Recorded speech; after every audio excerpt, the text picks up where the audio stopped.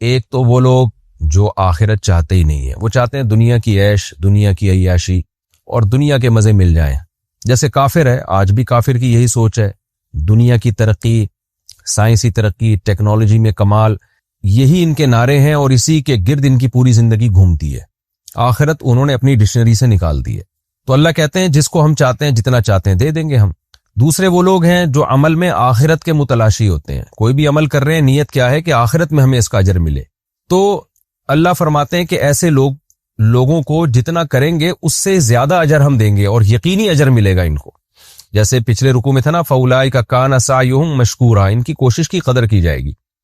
لیکن اللہ نے پھر کامیابی کی 4 شرطیں بیان کی تھیں کہ آخرت کا طلبگار بھی ہو، وَسَعَىٰ لَهَا سَعْيَهَا، اور پھر اس آخرت کی کوشش بھی کرے، اور پھر ایمان بھی ہو اس کا، یعنی کوشش بھی کرے اور کوشش بھی وہ جو آخرت والی کوشش، اور پھر ایمان بھی ہو. تو اب وہ کوشش کیا ہے جو آخرت والی کوشش ہے؟ اس رکوع میں اللہ نے اس کا تذکرہ کیا ہے، اور ان چیزوں سے غیر مسلم محروم ہے. تو اللہ فرماتے ہیں کہ وہ کوشش میں سب سے پہلی چیز کیا ہے؟ وَقَضَىٰ رَبُّكَ أَلَّا تَعْبُدُوا إِلَّا إِيَّاهُ، تیرے رب نے فیصلہ کر دیا ہے کہ تم عبادت مت کرو مگر صرف اسی اللہ کی. تو اس میں 2 آرڈر دے دیے. ایک تو یہ کہ اللہ کی عبادت کرنی ہوگی تمہیں، غیر مسلم عبادت کا قائل نہیں ہے، ان کے ہاں اللہ ایک ثانوی درجے کی چیز ہے، جبکہ اسلام میں آخرت کی کوشش میں سب سے پہلا عمل کیا ہے؟ اللہ کی عبادت. سب سے پہلا جس کو آپ نے فوکس کرنا ہے وہ اللہ کی عبادت، اور دوسری چیز صرف اسی کی عبادت، اس کے ساتھ عبادت میں کسی کو شریک نہ کیا جائے. تو دونوں احکام اس آیت میں اللہ نے دے دیے. اور دوسرے نمبر پر سب سے پہلے ظاہر ہے اللہ کا حق ہوتا ہے، تو اللہ کے بعد مخلوق ہے نا، تو مخلوق کے حقوق میں سب سے پہلے والدین ہیں. تو قرآن میں اور بھی بہت ساری جگہوں پر اللہ نے اپنے حق کے بعد فوراً والدین کے حق کا تذکرہ کیا ہے. سورہ لقمان میں آپ دیکھ لیں، سورہ عنکبوت میں آپ دیکھ لیں. تو گویا یعنی اس سے پتہ چلتا ہے کہ اللہ کے حق کے بعد سب سے بڑا حق والدین کا ہے اسلام میں. تو یہ دونوں ساتھ ساتھ اللہ بیان کرتے ہیں. تو اگر آپ آخرت کے متلاشی ہیں نا، تو آپ کو سب سے پہلے اللہ کا حق دینا ہے اور اس کے بعد والدین کا. اور آپ دیکھ لیں غیر مسلم سوسائٹی میں سب سے کم حقوق اللہ کے ہیں اور سب سے کم حقوق والدین کے ہیں. بچوں کے حقوق ہیں، عورتوں کے حقوق ہیں، کتوں کے حقوق ہیں، بلیوں کے حقوق ہیں، کینگرو کے حقوق ہیں. بچوں کے لیے بوڑھوں کے بھی حقوق ہیں، بچوں کے لیے والدین کے کوئی حقوق نہیں، یعنی ایسے کوئی حقوق نہیں جو بچوں پہ ذمہ داری والدین کی ڈالی جائے. یہاں تو قرآن اولاد کو حکم دے رہا ہے نا، ریاست اسٹیٹ کو تھوڑی کہہ رہا ہے کہ تم والدین کو پالو، اولاد کو حکم دے رہا ہے کہ اپنے والدین کے ساتھ اچھا سلوک کرنا ہے.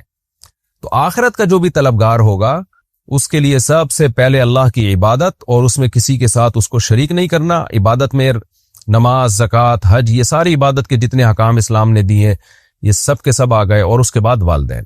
اور یہ 2 حقوق ایسے ہیں کہ قرآن نے ان کے لیے کہیں قضا کا لفظ استعمال کیا، کہیں امارہ کا لفظ استعمال کیا، اور کہیں وصا کا لفظ استعمال کیا. دیکھیں 3 طرح سے آرڈر دیا جاتا ہے. ایک امارہ کہ اللہ حکم دیتا ہے تمہیں، ایک ہے قضا اللہ نے فیصلہ کر دیا ہے، ایک ہے ووصینا ہم نے وصیت کر دی ہے. تو ہمارا تو عام آرڈر ہے، قضا اس سے اونچے درجے کی چیز ہے، اور وصیت اس سے بھی اونچے درجے کی چیز ہے. تو قرآن نے یہ دونوں قسم کے الفاظ ماں باپ کے لیے اور توحید کے لیے استعمال کیے. کیا مطلب؟ جب ہم کسی کو آرڈر دیتے ہیں نا تم یہ کام کرو، تو اس میں اتنی تاکید نہیں ہوتی. اگر ہم یہ کہتے ہیں ہم نے یہ فیصلہ کر دیا ہے، تو فیصلے کا کیا مطلب ہوتا ہے؟ جیسے جج نے باقاعدہ دونوں فریق کے دلائل سن کر جب ایک فیصلہ کیا ہے تو اس فیصلے کو ریورس نہیں کیا جا سکتا اگر وہ سپریم کورٹ کا فیصلہ ہے. ظاہر تو اللہ کا فیصلہ بھی تو سپریم کورٹ سے بھی اوپر کا فیصلہ ہے نا. تو یہ انتہائی تاکیدی حکم کے لیے فیصلے کا لفظ استعمال ہوتا ہے کہ یہ میری طرف سے فیصلہ ہو چکا ہے. حکم میں ایسا ہوتا ہے کہ جب آپ کسی کو آرڈر دیتے ہیں تو اس میں اس بات کا احتمال ہوتا ہے، اگلا کہتا ہے کہ سر آپ میری بات سمجھیں، آپ نے مجھے آرڈر تو دیا لیکن اس میں تھوڑا سا سقم ہے، اس میں تھوڑا سا آپ کسی سے مشورہ لے لیں. تو پھر جو آرڈر دینے والا ہے وہ دوبارہ سوچ لیتا ہے اس پر. لیکن جب فیصلہ سنا دیا جاتا ہے اور فیصلہ بھی سپریم کورٹ کی طرف سے ہو جس کو چیلنج نہ کیا جا سکے، تو فیصلے کا مطلب اب تو اس پر عمل ہو کے رہے گا. تو قرآن نے توحید کے لیے اور ماں باپ کے ساتھ حسن سلوک کے لیے فیصلے کا لفظ استعمال کیا ہے. اور وصیت اس سے بھی بڑھ کے چیز ہے. وصیت کسے کہتے ہیں؟ جب کوئی دنیا سے جا رہا ہوتا ہے اس وقت جو آرڈر دیتا ہے اس آرڈر کو وصیت کہا جاتا ہے. جیسے کسی کا باپ دنیا سے جا رہا ہے اور وہ اپنے بچوں کو کہتا ہے بیٹا میں دنیا سے جا رہا ہوں اور میں تمہیں وصیت کر کے جا رہا ہوں کہ یہ کرو یہ کرو یہ کرو. تو یہ بھی انتہائی اہم حکم ہوتا ہے. فیصلے میں پھر بھی تھوڑا بہت عقل کے درجے میں امکان ہے کہ شاید واپس لے لیا جائے، وصیت میں امکان ہی نہیں ہوتا، کیونکہ جب آپ وصیت کرتے ہیں تو اس کے بعد مر جاتے ہیں آپ، تو وہ پتھر پہ لکیر بن جاتا ہے وہ حکم، اب وہ چینج نہیں ہو سکتا۔ اور وہ حکم بھی انتہائی اہم حکم ہوتا ہے، کیونکہ مرتے ہوئے انسان چھوٹی موٹی باتیں نہیں کر رہا ہوتا، مرتے ہوئے انسان کو پتا ہے میں دنیا سے جا رہا ہوں، میں سلیکٹڈ احکام ہیں جو انتہائی امپورٹنٹ ہے میرے بچوں کے لیے، جن پر عمل کرنا، میں ان باتوں کا اس کو حکم دوں گا۔ تو قرآن نے وصیت کا لفظ بھی استعمال کیا مجازن، اللہ تو وصیت نہیں کرتا، یعنی اللہ تو دنیا سے نہیں جائے گا، وہ تو ہمیشہ سے ہمیشہ رہے گا، لیکن تاکید کے لیے وصیت کا لفظ استعمال کیا۔ تو اس سے پتہ چلتا ہے کہ قضا کا لفظ اور وصیت کا لفظ یہ بتا رہا ہے کہ اسلام میں اللہ کی عبادت اور توحید اور والدین کے ساتھ حسن سلوک کی کس قدر اہمیت ہے، اور آج ہماری سوسائٹی میں اس کا کیا حشر ہو رہا ہے اس کے ساتھ۔ تو اللہ فرماتے ہیں وَقَضَىٰ رَبُّكَ أَلَّا تَعْبُدُوا إِلَّا إِيَّاهُ، تیرے رب نے فیصلہ کر دیا ہے کہ تم عبادت مت کرو مگر صرف اسی اللہ کی، وَبِالْوَالِدَيْنِ إِحْسَانًا، اور والدین کے ساتھ اچھا سلوک کرو۔ دیکھیں احسان میں بار بار بتا چکا ہوں، کسی بھی عمل میں ایکسیلنسی پیدا کرنا، یعنی بہت اچھے طریقے سے والدین کے ساتھ پیش آؤ۔ اور پھر بوڑھے والدین کا اللہ نے الگ سے تذکرہ کیا، وجہ اس کی یہ ہے کہ جب والدین جوان ہوتے ہیں تو اولاد ان سے خدمت لے رہی ہوتی ہے، جیسے باپ کما کے کھلا رہا ہوتا ہے، ماں گھر میں خدمت کر رہی ہوتی ہے، اور ماں باپ کو اس وقت خدمت کی زیادہ ضرورت نہیں ہوتی۔ بڑھاپے میں معاملہ ہو جاتا ہے بالکل الٹا، اب وہ بیچارے کسی کام کے نہیں رہے، باپ ریٹائر ہو گیا ہے، اولاد کی ذمہ داری اب وہ کمائے، وہ اور پھر ریٹائر بھی ہو گئے، کما بھی نہیں رہا، اور پھر بوڑھا بھی ہو گیا ہے، بوڑھا ہونے سے طبیعت میں چڑچڑاپن پیدا ہو رہا ہے، بیماریاں آ رہی ہیں، تو وہ سوسائٹی کو بوجھ لگنے لگتے ہیں ایسے والدین، ماں بھی بوجھ لگنے لگتی ہے، باپ بھی بوجھ لگنے لگتا ہے۔ تو قرآن نے اس کنڈیشن میں ماں باپ کے حقوق بیان کیا جس کنڈیشن میں غیر مسلم اپنے والدین کو اولڈ ہاؤس میں جمع کراتا ہے، وہ گھر سے ہی نکال دیتا ہے اس کو۔ اس حالت میں جب آپ کو ان کی بالکل بھی ضرورت نہیں ہے لیکن ان کو آپ کی محبت کی بہت زیادہ ضرورت ہے، اس حالت کو قرآن فوکس کرتا ہے کہ اس سنگین حالت میں تمہیں انہیں چھوڑنے کی اجازت نہیں ہے، تو اس سے پہلے کہاں چھوڑنے کی اجازت ہوگی؟ اس سنگین حالت میں اللہ ان کے حقوق بیان کرتا ہے۔ تو یہ مطلب نہیں ہے کہ جوان والدین کے حقوق نہیں ہے، مطلب یہ کہ وہ حالت جس میں تمہارے لیے حقوق کی ادائیگی انتہائی مشکل ہو، اس حالت میں قرآن تمہیں حقوق کی ادائیگی کا پابند کر رہا ہے، تو اس سے پہلے تو بطریق اولا تم پابند ہوگے ان کے حقوق ادا کرنے پر۔ تو وہ حقوق کیا ہیں؟ اما یبلغن، کہ اگر ان دونوں میں سے کوئی ایک عندک تمہارے پاس پہنچ جائے بڑھاپے کو، تمہارے پاس میں اللہ نے اشارہ کر دیا کہ والدین ہمیشہ تمہارے پاس ہی رہیں گے۔ دیکھیں قرآن یہ بھی تو کہہ سکتا تھا نا کہ ان دونوں میں سے کوئی بھی بڑھاپے کو پہنچ جائے، چاہے کہیں بھی ہو دنیا میں، لیکن قرآن نے عندک کے لفظ میں اشارہ کر دیا کہ بڑھاپے میں والدین رکھنے کی چیزیں ہیں، ان کا بڑھاپا تمہارے پاس ہونا چاہیے، اولڈ ہاؤس میں نہیں ہونا چاہیے ان کا بڑھاپا۔ تو ان میں سے کوئی بھی تمہارے پاس بڑھاپے کو پہنچ جائے، احدہما، ان دونوں میں سے کوئی بھی، او کلاہما، یا دونوں بوڑھے ہو جائیں، فلا تقل لہما اف، تو اف یہ ایک علامت ہے، عربی میں اف ایک ایسا جملہ ہوتا تھا جو ایک بے ادبی کا جملہ سمجھا جاتا تھا۔ کسی بھی بات پر جب آپ کو اعتراض ہوتا ہے نا کہ یہ آپ نے کیا کہہ دیا، تو ایسے موقع پہ کسی بھی زبان میں جو لفظ استعمال ہوگا اس کو اف کہا جائے گا۔ تو یہ ایک علامت ہے، میں بار بار بتاتا ہوں نا، قرآن جزیات بیان کر کے قاعدے بیان کرتا ہے، تو اف تبھی ہم فقہا لکھتے ہیں کہ کسی زبان میں اف کا لفظ وہ توہین کے لیے نہ ہو بلکہ عزت کے لیے ہو، تو وہاں اف بولنا بالکل جائز ہوگا۔ تو اس کے میں اف کا لفظ مراد نہیں ہے، مراد یہ ہے کہ کوئی بھی ایسا ورڈ استعمال کرنا، ایسا لفظ استعمال کرنا جس میں آپ کو یہ لگے کہ آپ ان کو جھڑک رہے ہیں، ڈانٹ رہے ہیں، آپ ان کے بات پر نہ ناک منہ بنا رہے ہیں، تو یہ ایسا لفظ استعمال کرنا شریعت میں جائز نہیں ہوگا۔ فلا تقل لہما اف، تو ان کے لیے اف بھی مت کرو۔ اردو میں یہ اف اسی طرح استعمال ہوتا ہے جیسے عربی میں۔ ولا تنہرہما، اور ان کو جھڑکو مت۔ جھڑکو کسے کہتے ہیں؟ آپ کسی کی بات پہ جب ایسے رد کرتے ہیں مضبوطی کے ساتھ کہ سامنے والا اپنی بے عزتی محسوس کرنے لگے، اس عمل کو عربی میں نہر کہا جاتا ہے۔ جیسے کوئی فقیر آپ کے گھر آتا ہے، آپ چلو بھائی جاؤ یہاں سے، میرے پاس ٹائم نہیں ہے، اس طرح سے۔ ایک تو ہوتا ہے نا معذرت کے ساتھ کسی کو عزت کے ساتھ رخصت کرنا، ایک ہوتا ہے بھائی چلو یہاں سے، جیسے ہم صبح و شام اس کا مشاہدہ کر رہے ہوتے ہیں، دفع ہو یہاں سے، چلو یہاں سے۔ تو لا تنہرہما، اللہ کہتے ہیں ان کو کسی بات پہ تم نے جھڑکنا نہیں ہے۔ وقل لہما قولا کریما، اس لفظ میں لا تنہرہما میں اور لا تقل لہما افن میں یہ ہے کہ توہین نہیں کرنی۔ اب کیا مطلب توہین نہیں کرنی؟ تو کیا نیوٹرل رہنا ہے ان کے سامنے؟ اللہ کہتے ہیں نہیں، نیوٹرل بھی نہیں رہنا، بلکہ قل لہما قولا کریما، ان کے سامنے عزت والی بات کرنی ہے، ادب والی بات کرنی ہے۔ ایک یعنی 3 درجات ہوتے ہیں. ایک تو یہ کہ آپ کسی کی انسلٹ کر رہے ہیں, توہین کر رہے ہیں. ایک یہ ہے کہ آپ نہ انسلٹ کر رہے ہیں نہ اس کو ادب دے رہے ہیں. جیسے نیوٹرل لوگ دنیا میں پھر رہے ہوتے ہیں, ہم نہ ان کی توہین کر رہے ہوتے ہیں اور نہ ان کو رسپیکٹ دے رہے ہوتے ہیں. اور تیسرا درجہ یہ ہے کہ آپ اگلے کو رسپیکٹ دیں. تو اس لیے قرآن کہہ رہا ہے وَقُلْ لَهُمَا قَوْلًا كَرِيمًا, بات کرنی ہے کریم, عزت والی بات, ادب والی بات. تو اس کا عام ترجمہ یہ بھی کیا گیا کہ ادب سے ان سے بات کرنی ہے. وَاخْفِضْ لَهُمَا جَنَاحَ الذُّلِّ مِنَ الرَّحْمَةِ, یہ تو اللہ نے زبان سے کیسے پیش آنا ہے اس کا طریقہ بتایا. زبان کے کیا احکام ہے, والدین کے سامنے کس لینگویج میں, کس زبان میں آپ نے, کس ٹون میں آپ نے بات کرنی ہے. اب اللہ کہتے ہیں کہ تمہارا ظاہری ایٹیٹیوڈ کیسا ہونا چاہیے والدین کے سامنے. وَاخْفِضْ لَهُمَا جَنَاحَ الذُّلِّ, جو ذلت کے بازو ہیں, عاجزی کے بازو ہیں, وہ تم نے ان کے سامنے جھکانے ہیں, من الرحمہ, شفقت سے. یعنی جب تم ان کے سامنے کھڑے ہوگے, ان سے پیش آؤ گے, تو ایسے پیش آؤ گے کہ تمہاری باڈی کو اور تمہارے جسم کو دیکھ کے لگ رہا ہو کہ اس میں عاجزی بھی جھلک رہی ہے اور والدین کے ساتھ شفقت اور رحمت بھی جھلک رہی, تمہیں ان پہ پیار بھی آ رہا ہے. بعض دفعہ عاجزی ہوتی ہے, جیسے باس کے سامنے انسان کھڑا ہوتا ہے بڑی عاجزی کے ساتھ, لیکن پیار نہیں ہوتا, محبت نہیں ہوتی اس میں. بعض دفعہ محبت ہوتی ہے لیکن عاجزی, جیسے بیوی سے انسان بات کر رہا ہو محبت جھلک رہی ہوگی, یا اپنے بچوں سے بات کر رہا ہو محبت جھلک رہی ہوگی, لیکن عاجزی نہیں ہوگی. تو والدین کے ساتھ جب بات ہوگی تو من جناح الذل بھی ہو, یعنی عاجزی بھی ہو, اور رحمت بھی ہو, یعنی شفقت اور عاجزی اور محبت دونوں کا مجموعہ تمہاری جسم سے جھلک رہا ہو. وَقُلْ رَبِّ ارْحَمْهُمَا, یہ تو وہ ادب ہے جو تم نے اپنے قول سے اور اپنے جسم سے کرنا ہے. اور پھر ساتھ میں اللہ سے دعا بھی مانگنی ہے, کیونکہ اتنا کچھ کر کے بھی تم ان کا حق ادا نہیں کر سکتے. جو انہوں نے تم پر بچپن میں احسانات کیے ہیں, ان احسانات کا تم دنیا میں بدلہ نہیں دے سکتے. یعنی ایک وہم ہوتا ہے نا کہ شاید اگر ہم یہ والدین کے ساتھ ہمارا یہ ایٹیٹیوڈ ہو تو شاید ہم نے دنیا میں ان کا بدلہ چکا دیا. اللہ کہتے ہیں نہیں, یہ بدلہ اللہ ہی دے سکتا ہے, تم نہیں دے سکتے, جو انہوں نے بچپن میں تم پر احسانات کیے. اس لیے تم نے اللہ سے دعا مانگنی ہے. وَقُلْ رَبِّ ارْحَمْهُمَا, اور یوں کہا کرو اے ہمارے رب ان دونوں پر ایسے رحم فرما, کما ربیانی صغیرا, جیسے کہ جب میں بچہ تھا ان دونوں نے میری تربیت کی ہے, تربیت جسمانی بھی اور روحانی بھی.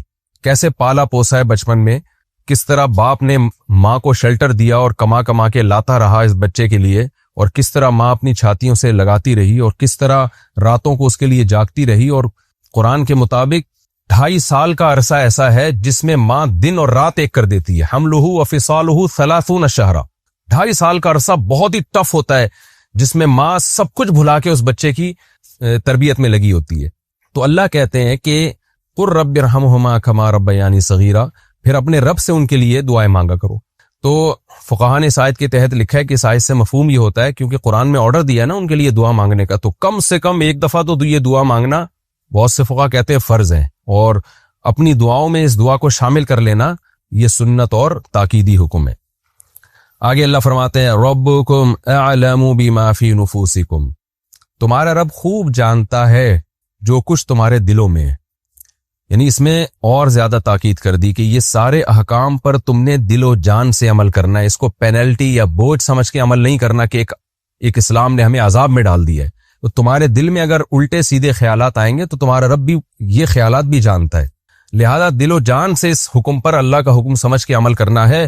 ہاں یہ ضرور ہے ان تکونوا صالحین, اب چونکہ اتنی زیادہ تاکید والدین کے حقوق کی بیان کر دی گئی ہے تو ظاہر ہے انسان جہاں والدین کے حقوق کے لیے تیار ہوتا ہے وہاں اس میں خوف بھی پیدا ہو جاتا ہے کہ بھئی یہ تو بہت سخت احکام اللہ نے دے دیے, تو ہم سے تو اس پر عمل ہی نہیں ہو پائے گا, اور اس کے نتیجے میں کہیں جہنم کی آگ میں نہ ہم چلے جائیں.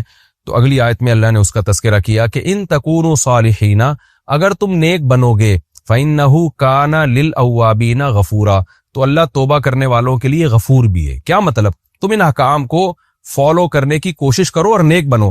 اگر کبھی کوتاہی ہو جاتی ہے, غلطی ہو جاتی ہے, تو توبہ کا دروازہ کھلا ہوا ہے.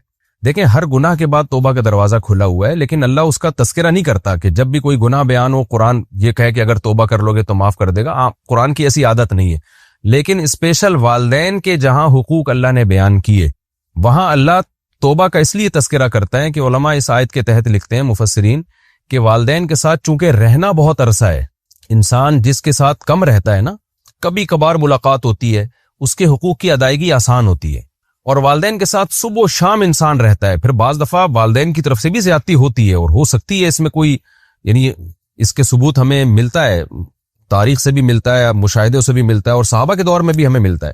تو والدین کی طرف سے بھی بعض دفعہ زیادتی ہوتی ہے جس میں انسان کی طرف سے جو ری ایکشن ہوتا ہے وہ اعتدال سے بڑا ہوا ری ایکشن ہوتا ہے. تو اس لیے قرآن نے بیان کیا کہ اگر کبھی غلطی ہو جائے, ان حقوق میں کوتاہی ہو جائے تو توبہ کا دروازہ کھلا ہوا ہے, تو مایوس مت ہونا بلکہ اللہ سے توبہ استغفار کر لینا, اللہ اس گناہ کو معاف کر دے گا. تو ہم نے علماء سے سنا ہے کہ انسان اگر کبھی ماں باپ سے اونچی آواز میں بات کر لے, اگر یہ عمل کبھی کبھار ہوتا ہے نا, تو اللہ سے بھی معافی مانگے, ماں باپ سے بھی معافی مانگے اور پھر اس کو بھول جائے, پھر مسلط نہ کرے اپنے اوپر کہ میں نے اللہ کے حکم کو توڑ دیا تو میرا پتہ نہیں کیا بنے گا. کیونکہ جب آپ کسی چیز کو مسلط کر لیتے ہیں تو پھر مایوسی کی طرف جاتے ہیں, آپ ڈپریشن کی طرف جاتے ہیں. تو قرآن نے یہ ڈپریشن ہی ختم کرنے کے لیے بتایا ہمیں کہ اگر توبہ کرو گے تو اللہ معاف کر دے گا. تو اگر کبھی کبھار ایسا ہو جاتا ہے نا, کبھی کبھار, تو ماں باپ سے بھی معافی مانگے اور اللہ سے بھی. اور اگر یہ عادت پڑ چکی ہے, بار بار ایسا ہو رہا ہے یا ماں باپ کی طرف سے زیادتی اتنی ہو رہی ہے کہ بار بار آپ کی آواز اونچی ہو رہی ہے, تو پھر علماء کہتے ہیں کہ کوشش تو کنٹرول کرنے پر کرے, لیکن پھر صرف اللہ سے توبہ کر لینا کافی ہے. کیونکہ بار بار جب آپ انسان سے معافی مانگتے ہیں نا تو انسان بھی تنگ ہوتا ہے اس عمل سے, بلکہ وہ مذاق اڑانا شروع کر دیتا ہے کہ تیرا تو کام ہی یہی ہے. تو پھر صرف اللہ سے توبہ کی جائے اور پھر لیکن ساتھ ساتھ اپنے عمل کی اصلاح کی بھی کوشش کی جائے کہ میں کس طرح سے اپنی زبان پہ کنٹرول کروں. اور اس کے علماء نے مختلف نسخے بیان کیے ہیں کہ جب بھی آپ بد کلامی کریں, بد تہذیبی کریں, تو آپ کو چاہیے کہ کچھ رقم صدقہ کر دیں یا چند 2 رکعت نماز اپنے اوپر لازم کریں, یعنی کوئی سزا دیں تاکہ آہستہ آہستہ یہ برائی چھوٹے.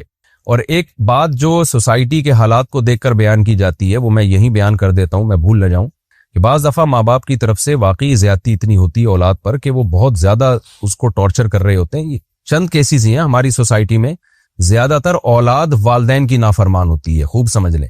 زیادہ تر ہماری سوسائٹی میں والدین پر ظلم ہوتا ہے, کیونکہ جب اسلام ہمارے گھروں سے نکل رہا ہے اور لبرلزم آ رہا ہے, ایجوکیشن کے نام پہ جو بد تہذیبی آ رہی ہے یونیورسٹی اور کالجز میں, اس کے نتیجے میں لوگوں نے باپ کو باپ سمجھنا, ماں کو ماں سمجھنا چھوڑ دیا ہے. تو ہماری ینگ جنریشن آج کل اس کی نظر میں والدین کی کوئی حیثیت نہیں ہوتی, بس اسی باپ کی عزت ہوتی ہے جو اولاد کو اپنے سے بھی, جو اولاد کو باپ بنا کے جس نے رکھا ہوا ہو. یعنی آج اگر کسی گھر میں باپ کی عزت ہو رہی ہے نا, تو وہ باپ ہوگا جس نے اولاد کو باپ بنایا ہوا ہو. تو اس ابا کو تو لوگ مانتے ہیں, جو باپ گھر میں باپ بن کے رہے گا اس کی ویلیو نہیں ہے, جو ماں گھر میں ماں بن کے رہے گی اس کی ویلیو نہیں ہوتی, الا ماشاء اللہ. تو لیکن کہیں اس کے برعکس بھی ہوتا ہے, کہیں واقعی والدین کی طرف سے بھی زیادتی ہوتی ہے. تو ایسے موقع پہ حتی الامکان برداشت کیا جائے, لیکن اگر برداشت سے معاملہ باہر ہو گیا تو پھر علماء کہتے ہیں کہ پھر والدین سے الگ رہا جائے ایسی صورت میں, کیونکہ بار بار ان کی حق تلفی ہوگی, زبان درازی ہوگی, پھر آپ کی زندگی کی برکتیں ختم ہوں گی. تو ایسی صورت میں پھر بہتر یہی ہے کہ تھوڑا سا ان سے ریزرو ہو جائے انسان, کیونکہ پھر بار کیونکہ ناقابل برداشت تو ظاہر انسان کبھی بھی اپنے اوپر بوجھ نہیں ڈال سکتا. تو ایسے ہمارے سامنے بہت کیسز آئے ہیں کہ ماں نے اتنی زیادتی کی یا باپ نے اتنی زیادتی کی, اولاد کو بالکل نفسیاتی مریض بنا دیا. تو اور پھر اولاد ماں باپ کے سامنے زبان چلانے لگی, وہ بھی غلط ہے. تو نتیجہ کیا نکلا, گھروں میں بہت فساد ہوتا ہے. تو جب کوئی خطرناک حد تک خدا نہ خواستہ نوبت پہنچ رہی ہو تو پھر والدین سے بلوغت کے بعد علیحدگی اختیار کرنے میں کوئی حرج نہیں ہے. پھر آپ الگ رہیں اور پھر ان سے تھوڑا سا ریزرو رہیں, مالی لحاظ سے ان کے حقوق سارے ادا کرتے رہیں اور کبھی کبھار ان سے ملتے رہیں, ان کی خیریت پوچھتے رہیں, لیکن پھر اتنا قریبی تعلق نہ رکھیں جس سے ڈپریشن میں جانا شروع ہو یا ان کی حق تلفی پہلے سے بھی زیادہ شروع ہو جائے. تو یہ پھر زیادہ خطرناک, لیکن ایسے بہت ہی کم کیسز ہوتے ہیں. فہد صاحب کراچی سے کہتے ہیں, جب میں مفتی طارق مسعود فاؤنڈیشن میں زکوٰۃ کی رقم ٹرانسفر کروں گا تو ٹرانسفر کرتے کے ساتھ ہی میرا فریضہ ادا ہو جائے گا, یا آپ کی ٹیم جب تک مستحق کو نہیں دے گی اس وقت تک فریضہ ادا نہیں ہوگا؟ دیکھیں, جب تک فقیر یا غریب کے ہاتھ میں رقم نہیں پہنچ جاتی اس وقت تک فریضہ شرعی ادا نہیں ہوتا. لیکن کسی بھی ٹرسٹ یا فاؤنڈیشن کو آپ نے رقم دی ہے تو اگر وہ قابل اعتماد ہے تو وہ مستحقین تک رقم پہنچاتا ہے. ہاں, ایک قابل اعتماد ہی نہیں ہے تو پھر ایسے ادارے کو تو دینی نہیں چاہیے. تو اس لیے جو دینے والا ہے نا, وہ اگر زکوٰۃ ادا کر دیتا ہے کسی ٹرسٹ کو جو قابل اعتماد ٹرسٹ ہو یا فاؤنڈیشن ہو جو قابل اعتماد فاؤنڈیشن ہو, تو وہ تسلی رکھے کہ اس کو ثواب مل گیا ہے اور اس کی رقم مستحقین تک پہنچ جائے گی. میرا 10 ہفتے کا حمل ضائع ہوا تھا, کیا اس میں مجھے ثواب ملا ہوگا؟ قیامت میں اس میں بھی جان ڈالی جائے گی, میری سفارش ہوگی جس طرح نابالغ بچہ فوت ہونے میں ہوتی ہے؟ جی, حدیث سے یہ بات ثابت ہے. امام شافعی نے کتاب الام میں یہ حدیث نقل کی ہے کہ جو حمل ضائع ہو جاتا ہے نا وہ بھی ضائع نہیں ہوتا, بلکہ وہ بھی قیامت کے دن اللہ اس میں جان ڈالیں گے اور وہ سفارش کا ذریعہ بنے گا۔ محمد جہاں زیب سرگودا سے، میری والدہ اور میری دادی اماں 5 سال پہلے وفات پا گئی تھیں اور وہ اپنی زندگی میں حج نہیں کر سکیں۔ عمرہ کیا ہوا تھا دونوں نے، تو اب میرے والد یہ سوچ رہے ہیں کہ وہ ان دونوں کی طرف سے اس سال یا اگلے سال حج کریں، تو کیا یہ ممکن ہے؟ اس کا کیا طریقہ ہوگا؟ انہوں نے وصیت نہیں کی تھی تو بس اب کوئی واجب نہیں ہے کسی پر بھی، کوئی لازم نہیں ہے۔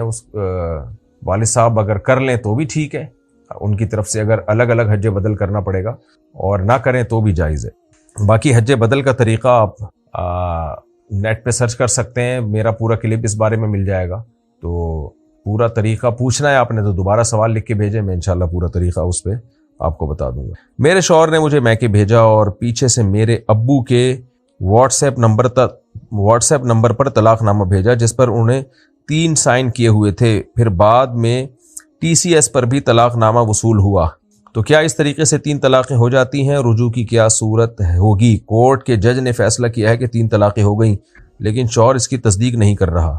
اگر شوہر نے واٹس ایپ پہ 3 طلاقیں لکھ کے بھیجی ہیں یا آپ کو پوسٹ کی ہیں 3 طلاقیں، تو تینوں طلاقیں واقع ہو گئی ہیں، تو شوہر بعد میں اگر مکر جائے تو اس کے مکرنے کا اعتبار نہیں، آپ کو تحریر مل گئی، واٹس ایپ پہ مل گیا تو بس ہو گئی طلاق۔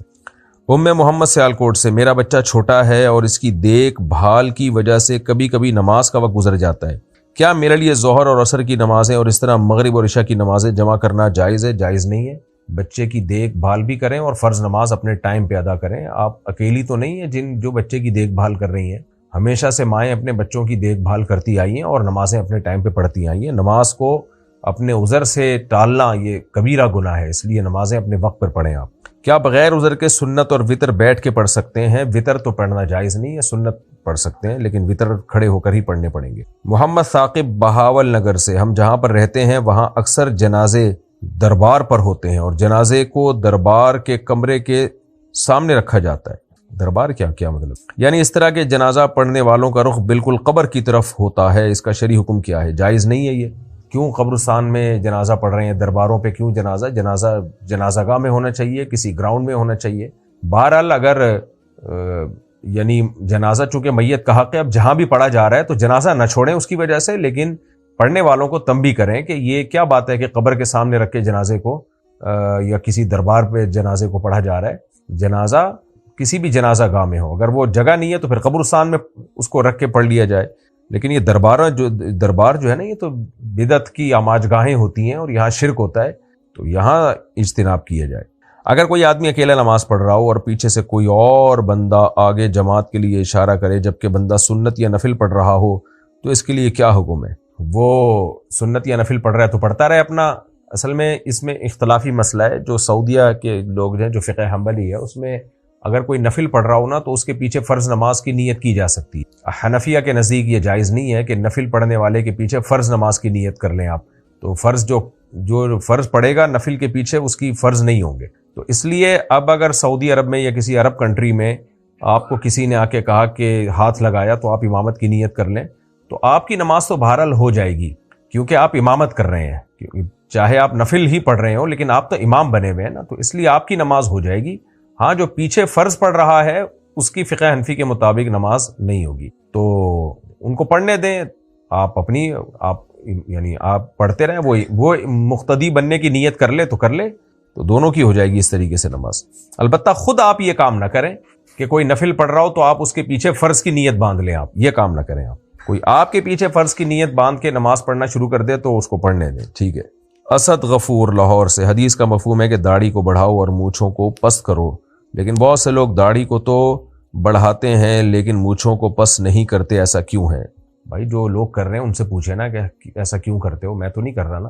باقی مونچھوں کو کاٹنا سنت ہے، اتنا کاٹنا حدیث میں احف الشوارب آتا ہے، یعنی کاٹنے میں مبالغہ کرنا کہ بالکل مونڈنے کے قریب رہ جائیں، اور اگر اتنا نہ کیا جائے تو قص کے لفظ بھی حدیث میں ملتے ہیں کہ مطلق کاٹ دیا جائے، جس کی علماء نے مقدار بیان کی ہے کہ اوپر والے ہونٹ کا کنارہ کھلا رہے، تو مونچھیں رکھنا بھی جائز ہے لیکن بس اوپر والا ہونٹ کا جو کنارہ ہے وہ کھلا رکھنا لازم ہے، تو اگر کوئی مونچھیں رکھ بھی لیتا ہے، سائیڈوں سے بڑھا بھی لیتا ہے تو بھی جائز ہے یہ۔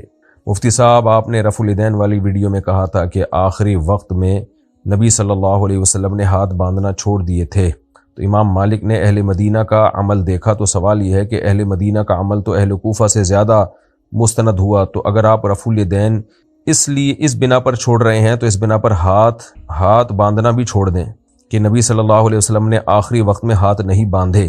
آپ نے خود ویڈیو میں کہا تھا کہ امام مالک کے عمل سے معلوم ہوتا ہے کہ نبی صلی اللہ علیہ وسلم نے آخری وقت میں ہاتھ باندھنا چھوڑ دیے۔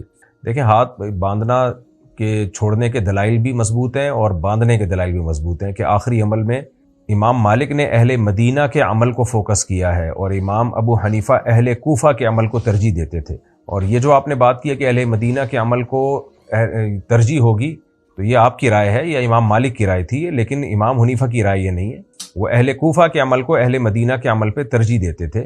اس کی وجہ یہ تھی کہ اہل کوفہ جو تھے اس میں یعنی حضرت علی رضی اللہ تعالی عنہ کے دور میں کوفہ اسلام کا دارالخلافہ بن گیا تھا۔ حضرت علی نے مدینہ چھوڑ دیا تھا اور 1400 صحابہ جو صاحب علم صحابہ تھے وہ کوفہ موو کر گئے تھے، تو کوفہ علم کا گہوارہ بن چکا تھا کیونکہ اسلامی خلافت کا مرکز تھا۔ یہی وجہ ہے کہ ہمارے پاس جو قرآن ہم تلاوت کرتے ہیں وہ بھی کوفہ کی قرات ہے، مدینہ کی قرات پہ نہیں، کوفہ کی قرات پہ ہم تلاوت کرتے ہیں۔ یعنی جو صحابہ کرام کوفہ میں گئے نا تو ان کی قرات کو فالو کیا گیا ہے۔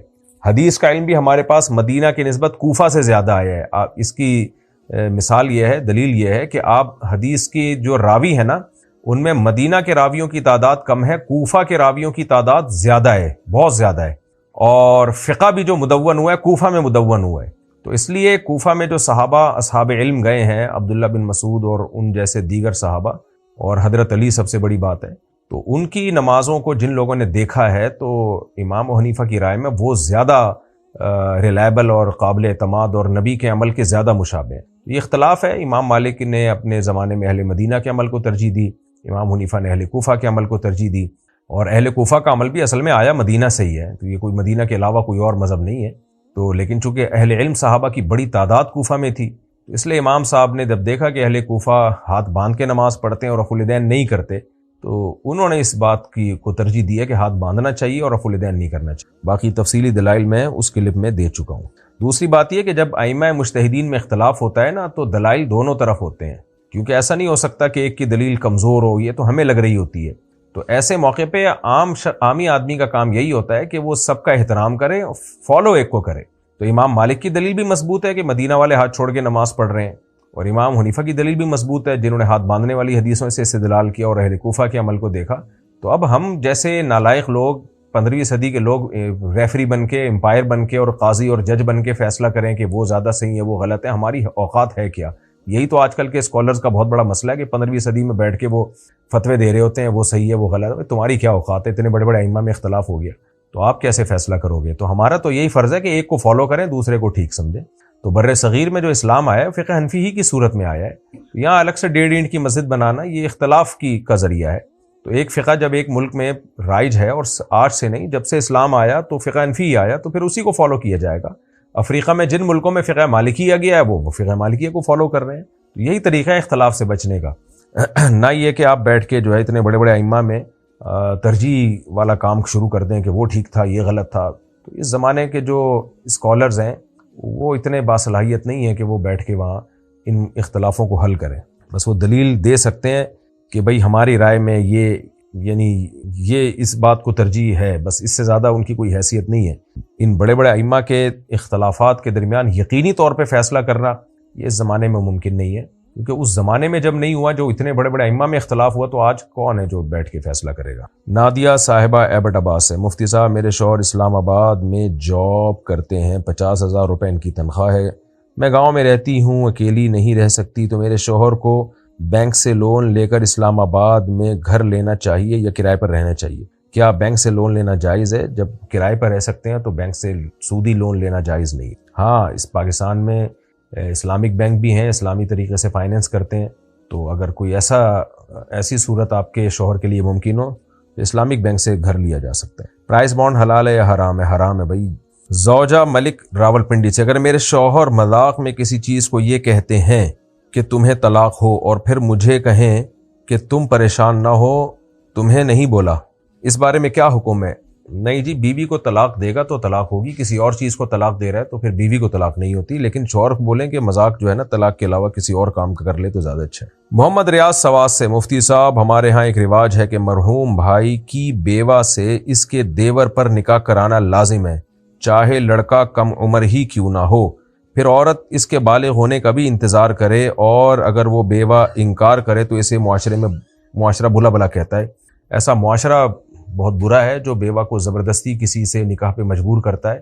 قرآن نے بہت سختی سے اس پہ پابندی لگائی ہے، کوئی عورت طلاق یافتہ یا بیوہ ہو جائے تو اس کی مرضی سے جہاں وہ چاہتی ہے وہاں اس کا نکاح کرایا جائے۔ فَلَا تَعْضُلُوهُنَّ أَن يَنكِحْنَ أَزْوَاجَهُنَّ، انہیں اس بات سے مت روکو کہ وہ اپنے پسندیدہ مرد سے نکاح کریں، یعنی جہاں وہ چاہتی ہیں وہاں نکاح کرایا جائے گا۔ تو اس لیے یہ زبردستی ایسا ہے، ہم نے بھی دیکھا ہے بعض علاقوں میں کہ بیوہ کو بس زبردستی نکاح کراتے ہیں دیور سے، تو یہ حرام ہے، ناجائز ہے زبردستی نکاح۔ میرا شوہر دبئی میں رہتا ہے اور اس کے دوسری لڑکیوں سے تعلقات ہیں، میرے بار بار سمجھانے پر بھی وہ حرکت نہیں چھوڑ رہا اور مجھے طلاق دینے پر بھی راضی نہیں ہے، اس معاملے میں میری رہنمائی فرمائیں۔ آج کل مردوں میں یہ ظاہر ہے جب لڑکیاں بے پردہ ہو گئی ہیں اور خواتین اس کو پسند کرتی ہیں کہ ہمیں آزاد چھوڑا جائے اور پردے کی پابندیوں سے ہمیں آزاد کیا جائے، تو اس کا پھر نتیجہ ہے کہ جب لڑکیاں آزاد ہوتی ہیں تو مرد کو اپنی بیوی کہاں اچھی لگتی ہے، پھر وہ حرام کاریوں میں لگ جاتا ہے۔ تو اب یہی ہے کہ اللہ اس کو ہدایت دے، میں تو آپ کے لیے یہی کہوں گا آپ کو کیا کرنا چاہیے، یہ تو پھر آپ اپنے رشتہ داروں سے مشورہ کریں، ہر ایک کے حالات مختلف ہوتے ہیں، مشورہ دینا بہت مشکل کام ہے ایسے معاملات میں۔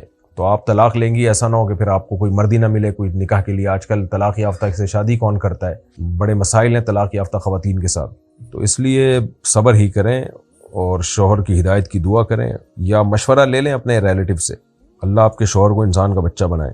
محمد انیس الرحمن رحیم یار خان سے، اگر امام صاحب نماز پڑھا رہے ہوں اور ان پر سجدہ سہو واجب ہو اور کوئی شخص اس کے بعد نماز میں داخل ہو تو کیا اس شخص پر بھی سجدہ سہو کرنا لازم ہوگا؟ نہیں جناب، اس پہ لازم نہیں ہوگا۔ خلفائے راشدین کے بارے میں وضاحت فرما دیں کہ ان کی تعریف اور ان کی تعداد کتنی ہے، اور کیا حضرت امیر معاویہ رضی اللہ عنہ بھی خلفائے راشدین میں شامل تھے؟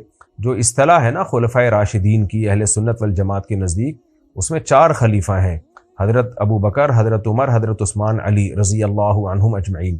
باقی حضرت معاویہ وہ بھی عادل بادشاہ تھے اور ان کے بعد بھی بہت سارے عادل بادشاہ آئے، تو ان کی فضیلت سے انکار نہیں ہے، لیکن خلفائے راشدین کی فہرست میں اہل سنت والجماعت 4 خلفاء ہی کو شامل کرتے ہیں، ابو بکر، عمر، عثمان، علی رضی اللہ عنہم اجمعین۔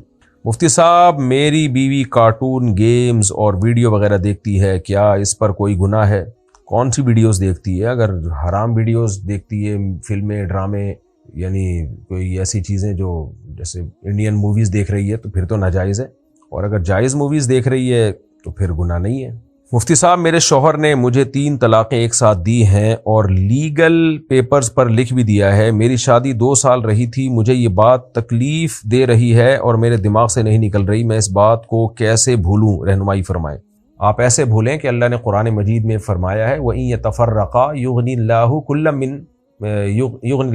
مِنْ سَعَتِهِ، اگر میاں بیوی میں علیحدگی ہو جائے اللہ دونوں کو اپنے فضل سے غنی کر دے گا۔ یہ دنیا مسافر خانہ ہے، یہ محبتیں دل میں رکھ کے نہیں جینا چاہیے، جو ہو گیا ہو گیا، ما قدر اللہ، جو مقدر میں تھا وہ ہو گیا۔ تو اب آپ نئی زندگی کا آغاز کریں، پرانے غموں کو سوچتے رہنا اور ہر وقت اسی کو یاد کر کے روتے رہنا یہ شریعت کا حکم نہیں ہے۔ اللہ کو صبر کرنے والے پسند ہیں، رونے دھونے والے اور غموں کو یاد کر کر کے ٹینشن میں جانے والے اللہ کو پسند نہیں ہے۔ جو ہونا تھا ہو گیا، ما قدر اللہ، یوں سمجھیں کہ وہ مر گیا بس۔ بیوہ بھی تو ہو سکتی تھی نا، کوئی ایکسیڈنٹ میں ہلاک ہو جاتا، تو اب کہیں اور نکاح کریں، نئی زندگی کا آغاز کریں۔ طلاقیں صحابیات کے دور میں بھی ہوئی ہیں، تو کوئی بہت بڑا ایشو نہیں بنا لیا جاتا تھا، طلاق کو ہو گئی کوئی بات نہیں بھائی، عدت گزار کے کہیں اور نکاح کرو۔ اگر اعتکاف کی نظر مانی ہو تو کیا رمضان کے آخری عشرے میں سنت اعتکاف میں نظر کی نیت کرنے سے دونوں ادا ہو جائیں گے؟ نہیں جی، ایک ادا ہوگا، دونوں ادا نہیں ہوں گے، جس کی نیت کریں گے صرف وہی ہوگا۔ مفتی صاحب میں ایک لڑکے کو پسند کرتی ہوں اور وہ بھی مجھے پسند کرتا ہے، ہم دونوں نے اپنے والدین کو بتایا تو میرے گھر والوں نے ذات کا مسئلہ بنایا، پھر میں نے انہیں سمجھا لیا، لیکن میرے دادا نے اس بات کو دوبارہ مسئلہ بنایا اور میری امی کو بھی طرح طرح کی باتیں سنائی، اور یہ کہ انہوں نے میری تربیت اچھی نہیں کی، اور خاندان والے اس بات کو اپنی بے عزتی سمجھتے ہیں کہ میں پسند کی شادی کروں۔ اس معاملے میں میری رہنمائی فرمائیں۔ اللہ آپ کے خاندان کو ہدایت دے، میں تو یہی کہہ سکتا ہوں۔ اور اپنے ابا سے بات کریں، دادا تو ابا کے بعد آتے ہیں، تو ابا کو سمجھائیں۔ شریعت نے حکم دیا ہے لن ترى للمتحابین مثل النکاح، نبی صلی اللہ علیہ وسلم کی صحیح حدیث ہے، دو محبت کرنے والوں میں نکاح سے بہتر کوئی چیز نہیں ہے۔ تو ظلم کر رہے ہیں، بس ہدایت کی دعائی کر سکتا ہوں، اور میں کیا کر سکتا ہوں آپ بتائیں۔ معاویہ صاحب پنجاب سے، کیا شرک کی توبہ قبول ہے؟ اگر کسی نے انجانے میں شرک کر لیا تو اس بارے میں کیا حکم ہے؟ توبہ قبول ہے، کیوں نہیں ہے؟ موت سے پہلے پہلے توبہ قبول ہے، مرنے کے بعد اللہ مشرک کی مغفرت نہیں کریں گے، یہ اللہ کا فیصلہ ہے۔ تو اگر کر لیا تو توبہ کر لے وہ۔ محمد تحمید بنگلہ دیش سے، مجھے 2023 میں پتہ چلا کہ میں لے پالک ہوں، اور میرے حقیقی والدین کے بارے میں میری امی نے مجھے بتایا، اور یہ بھی کہ میرے حقیقی والد بہت زیادہ بیمار ہیں۔ جب میں ان سے ملنے پہنچا تو ان کا انتقال ہو چکا تھا۔ اب میرے ماموں چاہتے ہیں کہ میں اپنے سارے ڈاکومنٹس اپنے پر سے والد کا نام ہٹا کر حقیقی والدین کا نام تبدیل کروا لوں۔ وہ مجھے وراثت کی تقسیم کی وجہ سے ایسا کرنے کو کہہ رہے ہیں، لیکن مجھے ڈر ہے کہ اس سے میرا کریکٹر اور ماضی قانونی طور پر مشکوک ہو سکتا ہے۔ کیا میں اپنا نام تبدیل کرواؤں؟ رہنمائی فرمائیں۔ حقیقی والد کا نام تمام ڈاکومنٹس میں ڈالیں، یہ بہت بڑی ناانصافی ہے اپنے باپ کے ساتھ، اور اپنے جو بھی اللہ نے جس سے آپ کا نسب چلایا ہے، تو اپنا نسب اسی سے چلانا چاہیے۔ سوتیلے والد کا کبھی بھی حقیقی والد جیسا شریعت میں مقام نہیں ہے۔ یہ آج کل ہماری سوسائٹی میں بہت ہو رہا ہے، میاں بیوی میں علیحدگی ہو جاتی ہے تو مائیں بچوں کو لے کے شارٹ ہو جاتی ہیں، باپ سے ملنے نہیں دیتی، اور پھر مصیبت یہ ہوتی ہے کہ ایک تو باپ سے ملنے نہیں دے رہی، اور پھر یہ بچوں کو بتاتی رہتی ہیں دیکھو تمہارا باپ تم سے ملنے نہیں آتا، یعنی باپ کو ملنے دے نہیں رہی ہوتی ہیں، اور یہ ڈرامہ رچایا ہوا ہوتا ہے۔ میں نہیں کہہ رہا ساری خواتین ایسی ہوتی ہیں، لیکن زیادہ تر یہی چل رہا ہے۔ اور پھر آپ نے باپ سے ملے نہیں، اور آپ کے باپ کی وفات بھی ہو گئی، تو اس پہ تو آپ کو ویسے ہی بہت زیادہ اللہ سے گڑ گڑا کے توبہ کرنی چاہیے، باپ کے لیے دعائیں مانگنی چاہیے، صدقات و خیرات کرنے چاہیے، کیونکہ اکبر الکبائر ہے والدین کے ساتھ نافرمانی یا قطع رحمی، یعنی کبائر میں بھی بڑا گناہ ہے۔ تو ماں اور باپ کا بڑا حق ہے شریعت میں۔ تو طلاق میاں بیوی میں ہوئی ہے نا، بچے تو باپ کے بھی ہیں ماں کے بھی ہیں۔ قرآن نے کہا لا تضار والدۃ بولدہا ولا مولود لہ بولدہ، نہ باپ بچے کی وجہ سے ماں کو نقصان پہنچاؤ نہ باپ کو نقصان پہنچاؤ۔ تو اس لیے آپ کو بہت پہلے مل لینا چاہیے تھا، اور جن رشتہ داروں نے آپ کو آپ کے والد کا بتایا نہیں، وہ بھی ظالم ہے، وہ بھی مجرم ہے، بچپن میں ہی بتا دینا چاہیے تھا آپ کو کہ آپ کے حقیقی والد کون ہے۔ بہرحال جو ہونا تھا ہو گیا، توبہ استغفار کریں اور اپنے ڈاکومنٹس میں اپنے ابا کا نام ڈالیں۔ اگر شوہر کا بیوی سے ملنے کا دل کرے اور بیوی منع کرے تو کیا اس پر گناہ ہوگا؟ اور اگر بیوی کا دل ہو اور شوہر منع کرے تو کیا صورت میں شوہر بھی گنہگار ہوگا؟ شوہر کا بیوی سے ملنے کو دل کرے اور بیوی منع کر دے تو یقیناً بیوی گنہگار ہوگی۔ نبی صلی اللہ علیہ وسلم کی صحیح حدیث ہے کہ ساری رات عورت پر فرشتے لعنت کرتے ہیں جو عورت شوہر کو اپنے قریب نہ آنے دے۔ رہا یہ مسئلہ کہ بیوی کا دل کرے اور شوہر کا دل نہ کرے، تو شوہر کو چاہیے بیوی کی خواہش پوری کر دے، لیکن اگر شوہر کی بالکل رغبت ہی نہیں ہے تو پھر یہ شوہر کے اختیار سے باہر کی چیز۔ عورت کے لیے شوہر کو اپنے اوپر ہم بستری کی قدرت دینا، اس کے لیے عورت کے لیے میں کوئی طاقت کی ضرورت نہیں ہے، بس یہی ہوگا کہ اس کا دل نہیں چاہ رہا لیکن شوہر کی خاطر راضی ہو جائے گی وہ۔ لیکن مرد کو کا اگر دل نہ چاہ رہا ہو تو اس سے تو ہم بستری ہوگی نہیں بیچارے سے، تو اس لیے شریعت نے کوئی ایسا کام مرد کے ذمے میں نہیں ڈالا جس کی مرد میں طاقت ہی نہ ہو۔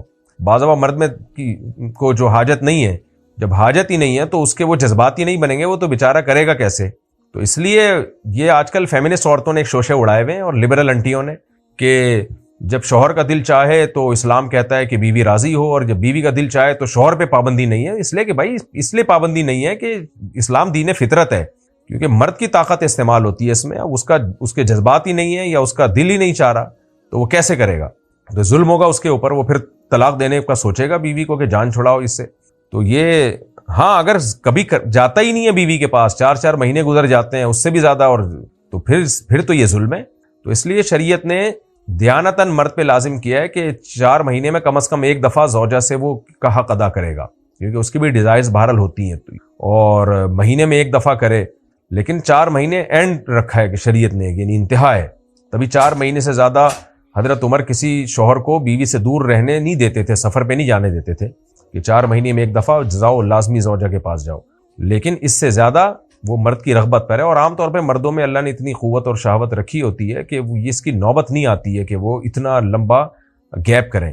لیکن بہرحال اگر مرد کا موڈ نہیں ہے تو عورت اس کو زبردستی مجبور نہیں کر سکتی، البتہ عورت کا موڈ نہیں ہے تو مرد اس کو مجبور کر سکتا ہے۔ اس کی وجہ یہ ہے کہ مرد اور عورت اللہ نے ایک دوسرے یعنی الگ الگ نیچر کے بنائے ہیں۔ کیونکہ مرد میں جب خواہش ہوتی ہے تو مرد کے لیے برداشت کرنا بھی ناممکن ہو جاتا ہے، وہ بہت ایگریسو ہو جاتا ہے۔ عورت میں خواہش ہوگی تو اس کے لیے برداشت کرنا بھی آسان ہے۔ اس لیول کی خواہش اس میں پیدا نہیں ہوتی ہے جس لیول کی مرد میں ہوتی ہے۔ تو اب میری یہ باتیں سن کے لوگ کہتے ہیں یہ دیکھو یہ مولوی لوگ کیسی باتیں کر رہے ہیں۔ اصل میں لوگ متاثر ہو گئے انگریزوں سے، جو فطرت سے باغی ہو گئے، ان کے یہاں تو ہی اور شی کا فرق ہی ختم ہو گیا۔ تو ان سے جب سیکھو گے چیزیں تو پھر تمہیں وہ لبرل ہی، جو لبرلزم وہاں پھیل چکا ہے وہی تمہیں ملے گا۔ اسلام دین فطرت ہے، وہ نیچر کی بات کرتا ہے، تو فطرت پہ آ جاؤ۔ فطرت اللہ التی فطر الناس علیہا، قرآن کہتے ہیں اسلام دین فطرت ہے، جس فطرت پہ اللہ نے انسانوں کو پیدا کیا۔ تو مرد کی فطرت کے حساب سے حکام دیے گئے ہیں، عورت کو عورت کی نیچر اور فطرت کے حساب سے حکام دیے گئے ہیں۔ تو اخلاقی طور پر تو مرد کو چاہیے کہ اگر زوجہ کے دل میں خواہش ہے تو اس کی خواہش پوری کر لے، لیکن اخلاقی بھی جب ہی ہوگا نا جب وہ کر پائے گا۔ اگر اس کا رغبت ہی نہیں ہے تو وہ پھر اس کو پابند بنانا یہ ایک نوعیت کا ظلم ہے اس کے اوپر۔ محمد مزمل اسلام آباد سے، کیا جسم پر سے جیسے بازو، ہاتھ، سینے اور ٹانگوں کے بال کاٹ سکتے ہیں؟ مرد کیوں کاٹ رہا ہے بھائی؟ عورت کے لیے تو جائز ہے کہ مرد کیوں کاٹ رہا ہے، اس کی نیت کیا ہے؟ بعض گے جو ہوتے ہیں وہ یہ کام کر رہے ہوتے ہیں تو اس نیت سے تو حرام ہے۔ اور اگر کوئی اور حکمت ہے، کوئی جائز حکمت ہے، جیسے کسی کے بال بہت بڑے ہوں، پسینہ جم جاتا ہے، بدبو آتی ہے، تو پھر جائز ہے، لیکن مردوں نے کبھی زندگی میں ایسا کیا نہیں ہے، ہزار صدیوں سے۔ اب یہ شروع ہو گیا حساب کتاب۔ میں نماز قرآن پڑھتی ہوں لیکن روزہ رکھنے سے مجھے چکر آتے ہیں اور طبیعت خراب ہو جاتی ہے، اس لیے میں صحیح سے روزہ نہیں رکھ پاتی، اس کا کوئی حل بتا دیں۔ اگر رمضان کا روزہ بھی نہیں رکھا جا رہا اور واقعی چکر آ رہے ہیں تو پھر تو جائز ہے روزہ چھوڑنا، اللہ نے بیماری میں روزہ چھوڑنے کی اجازت دی ہے، لیکن ڈاکٹر کو پہلے دکھائیں کہ کیوں آ رہے ہیں بھائی۔ ساری دنیا روزے رکھتی ہے، ان کو چکر نہیں آتے، تو آپ کو کیوں آ رہے ہیں؟ کوئی شوگر تو نہیں ہے، کوئی بیماری تو نہیں ہے، اس بیماری کے علاج کی کوشش کریں۔ میرا گھر لاہور میں ہے اور کاروبار گجرانوالہ میں، جس کا فاصلہ تقریباً 100 کلومیٹر ہے، تو کیا مجھے قصر نماز پڑھنی ہوگی؟ جی ہاں، قصر پڑھنی ہوگی۔ 78 کلومیٹر سے زیادہ دور اگر اپنے شہر سے باہر جانا ہو تو قصر پڑھی جاتی ہے۔ اکرام صاحب راولپنڈی سے، مردوں کی نماز کا صحیح طریقہ کیا ہے؟ امام کے پیچھے خاموش کھڑے رہنا چاہیے، یہ ساری چیزیں پڑھنی چاہیے۔ قیام میں تو امام کے پیچھے خاموش کھڑے رہیں، صرف ثنا پڑھیں، کیونکہ نبی صلی اللہ علیہ وسلم کی صحیح حدیث ہے، من کان لہ امام فقراءۃ الامام لہ قراءۃ، جس کا کوئی امام ہو تو امام کی قراءت مقتدی کے لیے کافی ہے، تو اس لیے امام کے پیچھے خاموش کھڑا رہا جائے۔ اس باقی ڈیٹیل سے دلائل میں دوسرے کلپ میں اس کے ریکارڈ کروا چکا ہوں۔ باقی رکوع سجدے کی تسبیحات پڑھی جائیں گی۔ ایک میڈیکل اسٹور ہے جہاں پر اکثر دوائیوں میں جانور کی چربی اور کیمیکل وغیرہ شامل ہوتے ہیں، اس طرح کی ادویات بیچنا حلال ہے یا حرام؟ کیونکہ جانور کے ذبح کے وقت اس پر اللہ کا نام نہیں لیا گیا، اس کا کیا حکم ہے؟ اور کچھ ادویات ایسی ہیں جن پر پاکستان میں بین لگا ہوا ہے، تو کیا ان ادویات کو بیچنا جائز ہے؟ اور اکثر دوائیوں پر ریٹ کم لکھے ہوئے ہوتے ہیں تو دکاندار اس کو بڑھا کر بیچتے ہیں، کیا بڑھی ہوئی رقم دکاندار کے لیے رکھنا جائز ہے؟ دیکھیں، کوئی بھی حرام جز کسی دوا میں شامل ہے تو اس کا بیچنا خریدنا حرام ہے۔ دکاندار اگر وہ بیچ کے پیسہ کمائے گا تو وہ ارننگ بھی حرام ہوگی۔ باقی ریٹ کم لکھے ہوئے ہوتے ہیں اور دکاندار بڑھا کے بیچتا ہے تو یہ کام، اس سے آمدن تو حلال ہے کیونکہ دکاندار اپنی چیز بیچ رہا ہے، لیکن انلیگل ہونے کی وجہ سے گناہ ہوگا، کیونکہ دواؤں کی قیمتیں حکومت نے متعین کی ہوئی ہیں تاکہ لوگوں کو نقصان نہ ہو۔ تو اس میں اگر کوئی دکاندار زیادہ قیمت بڑھا کے بیچتا ہے تو غیر قانونی ہے، اور اس وجہ سے اس کو گناہ ہوگا کہ آپ غیر قانونی کام کیوں کر رہے ہیں جس میں لوگوں کا نقصان بھی ہے، اور کسی مصلحت سے حکومت نے قانون بنایا ہے۔ البتہ اس آمدن کو حرام نہیں کہا جائے گا، گناہ بہرحال ہوگا۔ میرا نام محمد وسیم ہے، میں نے منت مانی تھی کہ اگر میرا بیٹا ہوگا تو میں اس کا نام محمد رکھوں گا۔ اب سب لوگ مجھے یہ کہہ رہے ہیں کہ تمہارا نام محمد وسیم ہے، محمد رکھنے پر ڈاکومنٹس میں مسئلہ ہوگا، اگر میں محمد کے ساتھ موسیٰ لگا دوں تو کیا میرا ایسا کرنا صحیح ہے جبکہ میں نے اللہ سے منت مانی تھی؟ یہ منت منعقد نہیں ہوئی ہے جس میں یہ ہو کہ میرا بیٹا ہوا تو محمد نام رکھوں گا، نام جو چاہے رکھیں۔ منت عبادت کی منعقد ہوتی ہے، آپ نے اگر یہ منت مانی ہوتی میرا بیٹا ہوا تو میں نماز پڑھوں گا، صدقہ دوں گا، روزے رکھوں گا، تو وہ منت آپ پر لازم ہوتی۔ یہ منت کہ میں فلاں نام رکھوں گا فلاں نہیں رکھوں گا، یہ لازم نہیں ہے، تو جو چاہے نام رکھیں۔ البتہ محمد نام بہت اچھا پیارا نام ہے تو اس کو تبدیل کرنے کی ویسے ضرورت ہے نہیں۔ احمد صاحب فیصل آباد سے، نانا یا نانی کی وراثت میں نواسا یا نواسی کا کوئی حصہ ہوتا ہے اگر ان کی ماں فوت ہو جائے؟ نہیں جی، نانا نانی کی وراثت میں نواسی کا حصہ نہیں ہوتا۔ بچوں کی ماں اگر فوت ہو جائے، بشرطے کہ نانا نانی کے بیٹے موجود ہوں، کوئی ایک بیٹا بھی یا پوتا بھی موجود ہو تو پھر نہیں ہوتا۔ اگر وہ کوئی بھی نہیں ہے تو پھر تفصیل لکھ کے بتائیں کون کون سے وارث ہیں، تو پھر جواب دیا جائے گا۔ میرا ایک بیٹا حافظ قرآن ہے لیکن اس کی عمر 12 سال ہے، تو کیا اس کے پیچھے تراویح کی نماز پڑھنے سے نماز ادا ہو جائے گی؟ تراویح کے امام کے لیے ضروری ہے کہ وہ بالغ ہو، تو 12 سال کا بچہ بالغ نہیں ہوتا، تو اس لیے اس کے پیچھے بالغ لوگوں کی تراویح نہیں ہوگی. ہاں بچے اس کے پیچھے تراویح پڑھ سکتے ہیں. اگر لڑکی کے گھر والے اپنی مرضی سے لڑکی کو جہیز دیں تو کیا یہ جائز ہے؟ جہیز کی رسم کا بائیکاٹ کرنا چاہیے. باقی دے دیا ہے تو اب لڑکا کچھ نہیں کر سکتا اس میں. ان کی بیٹی ہے, انہوں نے دے دی تو یہ کیا کرے گا؟ رکھ لے. اب پہلے بتا دے کہ ہمیں جہیز بالکل نہیں چاہیے. گھر میں فرنیچر پہلے سے لا کے ڈال دے کہ بھئی جہیز آئے گا کہاں, میں نے ضروری سامان تو ڈال دیا اس میں. پھر بھی وہ دے رہے ہیں تو دیتے رہیں. میرے والد صاحب کا انتقال ہو گیا ہے اور میرا بڑا بھائی جس کا ذہنی توازن صحیح نہیں ہے وہ کسی کی بات نہیں سنتا اور چوری بھی کرتا ہے. اسے گھر کی ذمہ داری اٹھانے سے کوئی غرض نہیں ہے, تو کیا اس کی شادی میری یا میری والدہ کی ذمہ داری ہے یا نہیں؟ دیکھیں اس کا ذہنی توازن کس حد تک خراب ہے. کیا اتنا خراب ہے کہ کما ہی نہیں سکتا وہ؟ اگر کما ہی نہیں سکتا تو پھر تو یقیناً آپ کی ذمہ داری ہے. جو بھی اس کے قریب ترین رشتہ دار ہیں ان سب کی ذمہ داری ہے کہ اس کی کفالت کریں. باقی رہا شادی کا مسئلہ, تو اگر اس میں بالغ ہے وہ اور اس میں شہوت ہے تو جو پاگل ہوتا ہے, دیوانہ ہوتا ہے, اس کا بھی نکاح کے احکام فقہا نے بیان کیے کہ البتہ اس سے نکاح کرے گی کوئی لڑکی نہیں. کوئی اگر راضی ہو جائے تو سبحان اللہ, اس کو بتا دیا جائے بھئی تھوڑا سا پاگل ہے یہ, تو اگر کوئی راضی ہو جائے تو اس کا نکاح پھر آپ لوگ کی ذمہ داری ہی ہے, اور بشرطے کہ پاگل ہو. لیکن اگر پاگل نہیں ہے تو پھر تو اس کی اپنی ذمہ داری ہے. اب ذہنی توازن خراب آپ نے ایکسپلین نہیں کیا نا کتنا خراب ہے.